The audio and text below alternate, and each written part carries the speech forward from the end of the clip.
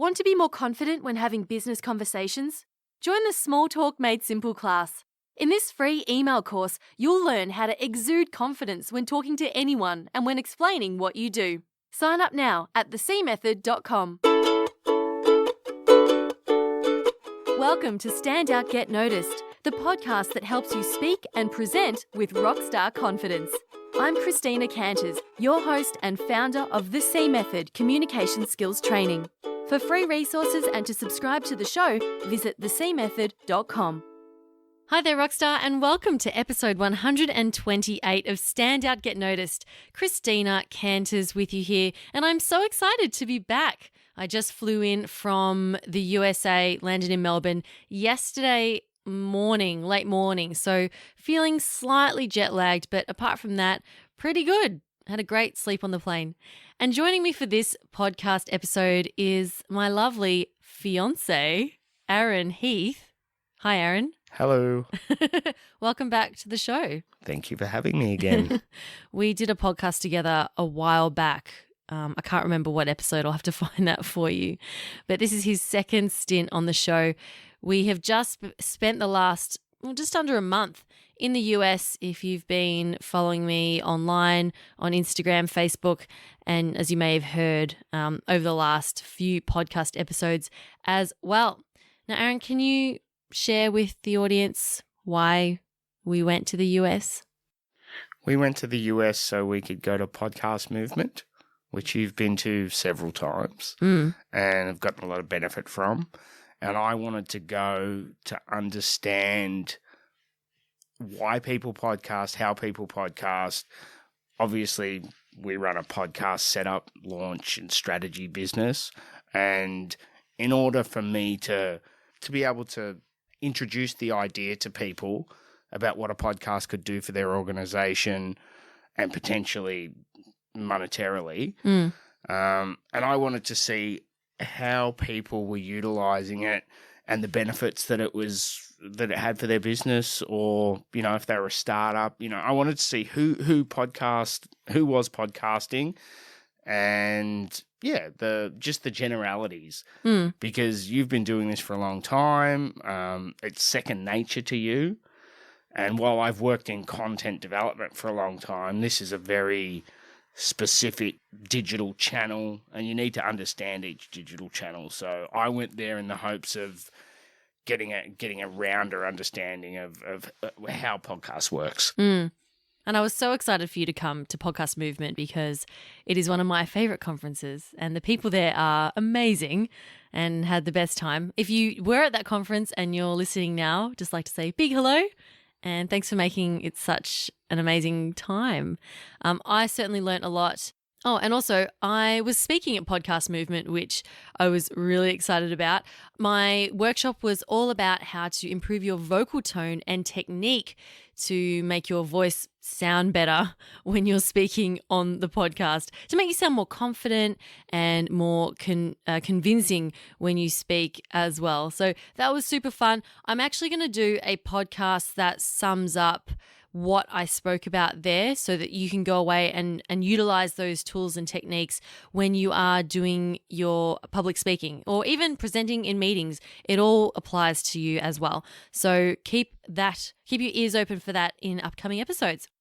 Today, we thought we would do a podcast together to share with you some of the key takeaways that we got from Podcast Movement. And this isn't just related to podcasting specifically. We're going to make it relate to other things as well, to do with things like marketing, putting yourself out there, share with you some little tricks that we did to get ourselves to stand out and get noticed, of course.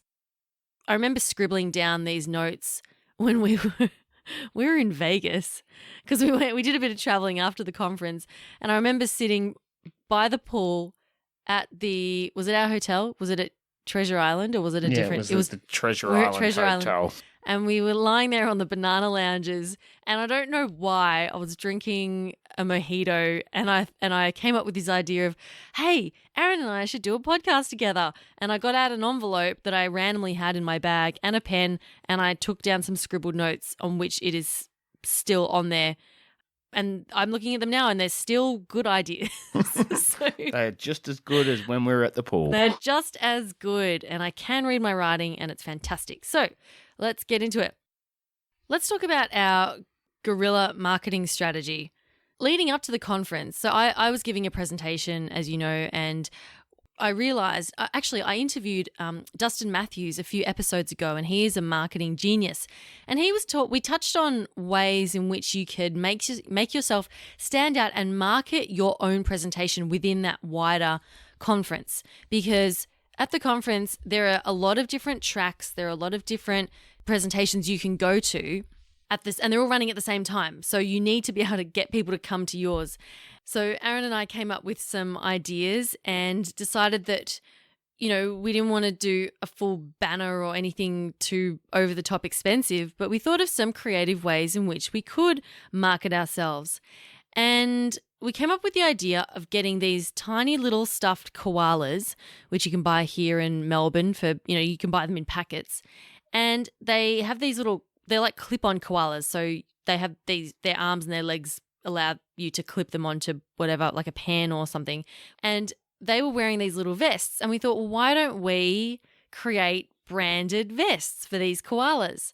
So I got onto Photoshop. I designed these little vests in the colours of Podcast Services Australia, which was our business together that we wanted to market there. And the next step was to then get them printed onto some fabric. And we ended up going to a T-shirt printer here in Paran or somewhere, and they printed onto tea towels. And we thought, well, that works. So we got them to print this pattern of these little vests with our branding on it onto these tea towels. And we had like 70 koalas or so. And then so we got these things printed, and then we took them over with us to the conference.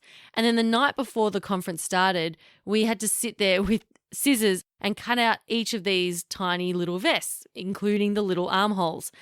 And we had a little production line going, and I was cutting the vests and then Aaron was dressing the koalas. And they looked so cute, our little branded koalas. And then the next day, I just put them in a bag and took them round. And as we spoke to people, we gave them these koalas and we got people to clip them onto their conference lanyards and take a photo of it. And that proved to be, I think, quite successful. What do you think, Aaron? Oh, I definitely saw a lot of people walking around with the koalas, and then people would ask us for the koalas if they knew that we had them once we started speaking and we had an Australian accent. They're like, "Are you the koala people?" Yeah. So people knew about us before they even knew us. Yeah. I had one girl come up to me and say, "Oh my God, I just had two people come up to me and say, 'Where'd you get that koala?' And I told them it was you. So do you have any koalas for them?"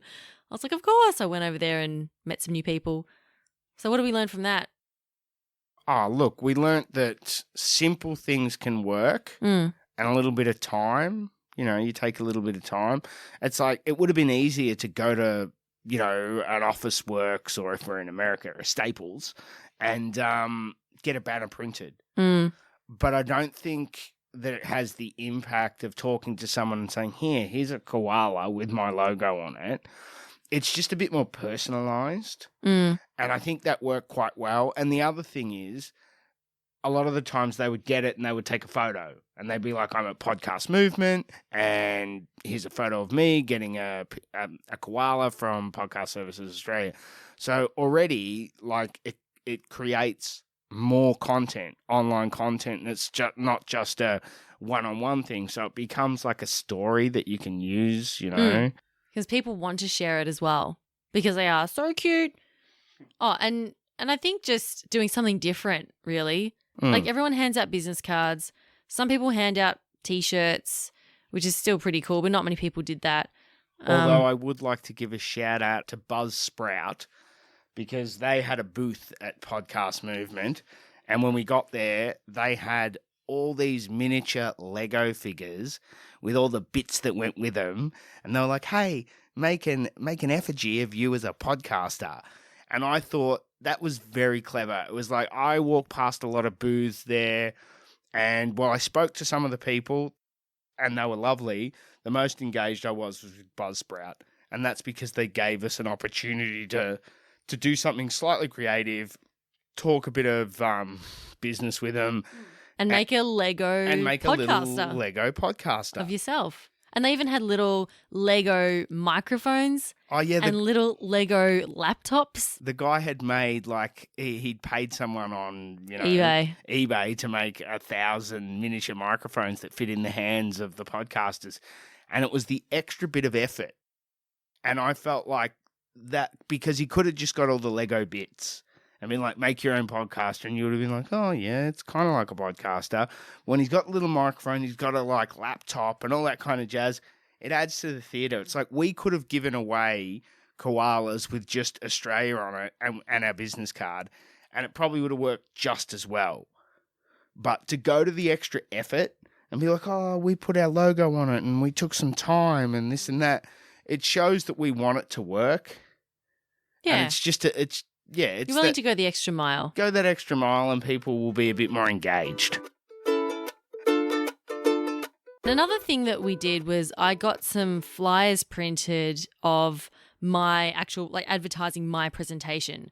So giving the title of my presentation, the room, so the location, the time, and I handed it out to, I didn't just hand it out to anyone. I gave it to people who I'd talk to and say, oh, I'm speaking. And if they showed interest, then I said, okay, here you go. Here's a flyer with it. But what I also did was, in the room that I was speaking, I stuck that flyer up all around the room because there were a lot of other workshops happening in that room before my talk. So I would go around and I would put my flyers on the seats. I stuck them onto the walls on both sides so people could see them coming in and coming out. I put them on sort of tables like around the room as well. And then I must give a shout out to the MC actually of that room. His name's Jun. And he gave me the idea of writing on the random flyers, writing on it and saying, hi, congratulations, you've won a prize. Come to the workshop tomorrow or whenever it was. Come to the workshop to find out, to collect your prize.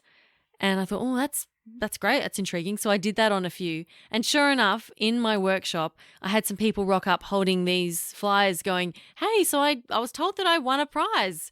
Can you guess what they got? Koalas? They got koalas. That is correct. So I think our guerrilla marketing efforts were well received, and I'm going to think of a new idea for the next one. Okay, let's move on. Let's talk about what we got from the networking side of it, because this is something that I'm particularly interested in. I'm fascinated with how people network and how you approach people, and how it's always like, it can always be that little bit of awkward, but how do you overcome that awkwardness? So let's talk about starting conversations. That's always a good one. How did you find it at Podcast Movement? I found it pretty easy because I think people were there to talk about podcasting, about content, about, what their relationship to their podcast is, whether they're podcasting for a business, podcasting for themselves. And I just think, like, one of the very first people I met was a lady from Melbourne Uni who, she was obviously there to offer her words of wisdom. And within 5 minutes of speaking with her, I was like, I'm learning something here. So it was a nice introduction. Not to say that all the Americans there weren't awesome as well, but it was like my first person I really spoke to was someone from Melbourne. And I was like, oh, there's other people like me here. Obviously, she had a bit more experience and, was happy to share that. And I really enjoyed that. I got a lot out of it. So it was a nice start. And the conference hadn't even started. It was like the very first night, and we were just sort of walking around seeing the rooms. And it was like the initial hello party, I guess you'd call it. And from there, she knew some people, and it starts to roll into, meeting someone, that they know, and then they introduce you to another person. I personally don't have any trouble speaking with people. I do it every day. I'm a salesman. I'm used to it. So if you give me an inch, I'll take a mile. All you have to say is hello, and I'm like, hey, so what is it all about? What have you been doing? Blah, blah, blah, blah. But often saying hello is the hardest part. And what what I like about conferences, and this is something to keep in mind, is that most people are there for that same reason, or they have that same interest, in this case being podcasting, and they're there to meet other people. I think it's important to remember that people are there to connect and to meet new people. So the chances of being rejected are very, very slim, because people walk around with open faces, like they're you can't see my face right now, but I'm making a very happy face, happy, welcoming face. They're happy to talk to anyone. Oh, and another thing that I wanted to add was to always be networking. You never know at whatever point during the event you're going to meet someone that's really interesting and really cool. I remember on the very last day, the conference was finished. It was over. We'd gone out to get some food, just the two of us, Aaron and I, and then we came back into the conference area just to go back to our hotel room, and there was a bunch of 4 guys walking out, and I don't even know how we started talking to them. It was kind of, maybe we're just like, oh, hey, happy conference, goodbye. And then we just happened to strike up a conversation with them, and we ended up talking to them for half an hour, would you say? Yeah. And they were all super duper guys. They were really friendly, and I think I'm going to be a guest on one of their podcasts in the near future. And one of them was really funny, because Americans, they have a good sense of humor, but it's not very self-deprecating, where this guy seemed to have a really good grip on self-deprecating humor and just generally, taking the piss. And I was like, this guy's really funny. And that makes it easier to stand there and talk with someone, for me anyway. Not to say that I don't want to network with everyone. I'm not saying you have to be Chris Rock and make me laugh the whole time, but it definitely helps. And he was telling the story about eating in Anaheim with the other boys, and this guy was trying to sell them crack. And all the other guys were like, hey, go away. And this one guy was like, would you like to sit down? I don't need any crack, but you're welcome to sit down and have a meal with us. And the other 3 guys were like, don't let him sit with us. And they sat with him, and they said they had a really nice time and everything was fine. And just hearing the guy talking about the whole situation and getting him to sit down, and his mate being like a supporter of the joke, I was like, love these guys. Hilarious. Really funny. And by the end of it, we were swapping cards. And like you said, the guy was like, I'd love to have you on my show. And it was such a brief initial, hey, how are you, to go into what they've been doing at the conference, where they ate, you know what I mean? And it just snowballed from there. I just love that in the most unlikely situations, you meet people that you just get along really well with, and you go, oh, you're just so glad that you struck up that conversation with that person at that time. Well, one of the people that we met, he actually lived in San Francisco. Hi, Mike, if you're listening. Hi, Mike. And we went and had breakfast with him after the conference, weeks and weeks later. So, in San Francisco. In San Francisco. So, and purely based off, 2 or 3 conversations at Podcast Movement where I'm like, I really enjoy speaking with this person. Yes, they're in the podcasting game, but also I like this person. If he came to Melbourne, I'd be more than happy to take him to lunch. And there was several people I met like that where I thought to myself, I'm understanding podcasting better, or I'm learning what they've learned. I get to understand their journey, but also they're a pretty good person just to generally speak with. I enjoy honest, positive people, and I found a lot of honest, positive people there. And that's why I brought you there. I was like, you got to come meet my American podcaster friends. They're the best. Yeah, but like I said, there was those 2 Australians that were there who... They were good too. Yeah. And one of them even, he was trying to run a business, or he is setting up a business similar to ours. And having a good hour-long conversation with him, I was like, this guy's all right. He's a competitor, but I like this guy. Yeah, we can be friends. Last point, we had a few more things on here, but I kind of like how this conversation has been going in terms of connecting with people. Speaking of one-on-one conversations and connecting with people, one thing that I took away actually from one of the presentations was to pretend that you are having a one-on-one conversation with one person when you are recording a podcast. And this also relates to, I believe this relates to when you're speaking to a large group as well. Because a lot of the times when people get behind a podcast or if they're standing up to give a presentation, they get really like presentery and they feel like they have to present in a certain way that makes them sound more professional and polished. But what happens is that they end up sounding less natural. They're maybe a bit stuttery, a bit more awkward. Hearing you say that, it's like watching people present. I watched the guy who does the history show, Dan Carlin. His podcast is called Hardcore History. History. Super popular. And listening to him, he wasn't ultra polished or professional. No. But I got the feeling listening to him that he was very honest because he puts a lot of work into it.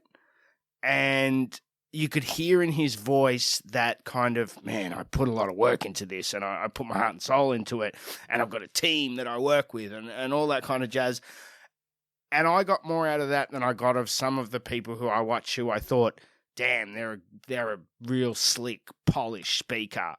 Like the law guy, I thought was a slick, polished speaker. But I would have liked to know more of the internal workings than just the polish. Because it's like he's got a TV show coming out based on his podcast and he is just going guns. So it was more about that. And for me, I would have rather more of the narrative of how did I get here? Not where am I at? But I still really enjoyed hearing him speak. But sometimes you want that intimacy, and I felt I got that with the history guy. Well, you're showing that you're human. And actually, a quote that I heard multiple times throughout the conference was, "Audiences will forget what you said, but they'll remember how you made them feel." And that came up multiple times from different speakers. And one big thing that I do get from conferences like these is to really bring more of that humanness into your podcast, bring more of you and your uniqueness, bring your authenticity to the podcast and, share those personal stories. Don't be afraid to mess up a little bit or say or whatever it is. You don't have to create this super polished schmick, perfect, flawless production. Of course, the quality still has to be there, but a big thing that came out was, just be human and share that. And then that leads into the point I was going to say about the having a one-on-one conversation. When you're speaking into the microphone or when you're speaking to an audience, don't think about, I'm speaking to my audience. Don't think, I'm speaking to Jenny, female, 34-year-old, mother of two. It's like, no. Don't think about your demographic in a generic sense, but think about it as I'm talking to my best friend, Sarah, right? And Sarah loves doing this, and Sarah and I have known each other since we were 5, and we used to do this together, and she loves jokes about this. She's got this sort of sense of humor. So picture the person that you're speaking to through the mic as that actual person. So like whether it's your mum, whether it's your best friend, whether it's a colleague, whether it's a client of yours, whoever that one person is. And then when you pretend that you're speaking to that person, you will then start to sound more authentic, more conversational, and you'll be more likely to bring that unique personality of yours out as well, which is what I think you were referring to when you talked about Dan Carlin being very open and honest about what he was saying. Absolutely. And, it can also work the other way, I guess, a little, because I listened to the people who did Serial and they're now doing Disclosure, and they're hardcore, I don't want to say nerds because it's the wrong way to put it, but they're very focused on the legal aspect of everything to do with their podcast and the people they're defending. And it was funny because people were asking them, obviously they have one of the most listened to podcasts ever, and people were like, hey, are you guys going to go full-time podcasters? And the looks on their faces and the way they said to people, we're lawyers. We do lawyer stuff. We're lawyers who just happen to podcast. And hearing them say that, there'd be other people out there who would fall over themselves to be like, I'm going to give up my job and be a podcaster. So it's not, it's not always about, some people's authentic is, I'm a lawyer and I'll always be a lawyer. And other people's authentic is, like Dan Carlin, I'll take 6 months and I'll put my heart and soul into it and all that kind of jazz. And he's not even a historian. No. Awesome. Okay, now, I just want to mention one last thing. I went to this conference and there was one particular speaker that I really wanted to see because he has a book that I love and really inspired me when I was going through my journey of quitting my job and going traveling and starting my own thing. So I was so excited to see him as a speaker. And a friend of mine at the conference, she was too. So we went in to see him and I was very disappointed, to be frank. He wasn't very engaging. He was kind of dry, kind of boring, lacked energy. And and maybe that's just the way he presents. Not everyone is bouncing off the walls like me when they get up on stage, which I totally get, and that's fine. But there were definitely some things that he could have done to make the presentation more engaging. And it just showed me that if you have a following or if you're looking to build up your brand, if you're an author or even, as a thought leader or a coach or whatever, it is important. Speaking is really important. I know this is sort of preaching to the converted because you wouldn't be listening to this if you didn't believe it. But it just really reiterated to me the importance of being able to speak well in a way that's engaging to really be able to inspire your audience and get them to take action, because I really didn't feel inspired, and it was a shame because I kind of wish that I hadn't seen him speak, because I would have preferred to have just read his book knowing that he was he's a great writer, and I would have preferred to have just known him like that, and instead of seeing him speak and be, let down in a sense. And that's not a reflection of Podcast Movement. They had so many great speakers there, and, he wasn't a bad speaker. I just had very high expectations for him. So that experience just showed me that you can be a great writer, you can be great at your craft, but if you want to expand your reach through speaking, then you can't just expect that your skills in those other mediums are going to carry you through, okay? Unless you're Richard Branson, right? But if you're an up-and-coming name and you're trying to make a name for yourself, being able to speak well, if this is what you want to do, it's absolutely critical. So just thought I'd end on that as well. And I saw a speaker who I thought was really good, and I got a lot out of it, so I'd like to say thanks to, pretty sure his name's Fred Dawes. Yep, Fred. And Fred, thanks for your talk on government podcast. I got a lot out of it and learnt a lot, so I just want to say thanks. Excellent. So that's a debrief from the Podcast Movement Conference that Aaron and I went to in Anaheim in California a few weeks ago. Now, we only just flew in yesterday because we did a few things after the conference. We went to Burning Man. And in fact, I think I mentioned this last time. Aaron actually proposed to me at Burning Man. Yeah. Do you want to share that story? Maybe for another time. I'll do another podcast where I'll explain how you communicate on the top of the boat in a desert environment while asking the love of your life to marry you. Aww, hearts. Awesome. And then after Burning Man, we went to Denver and traveled around and went to an adventure park on top of a cliff where all the rides shot you out on, looking over a 2,000-foot drop. Scariest adventure park ever. It was truly terrifying. You should Google it. Glenwood Adventure. Is it Glenwood Caverns? Glenwood Springs. Oh, Glenwood Springs Adventure Park. It is truly terrifying. I had an amazing time. Okay, and that wraps up the episode for this week. I hope you've enjoyed it.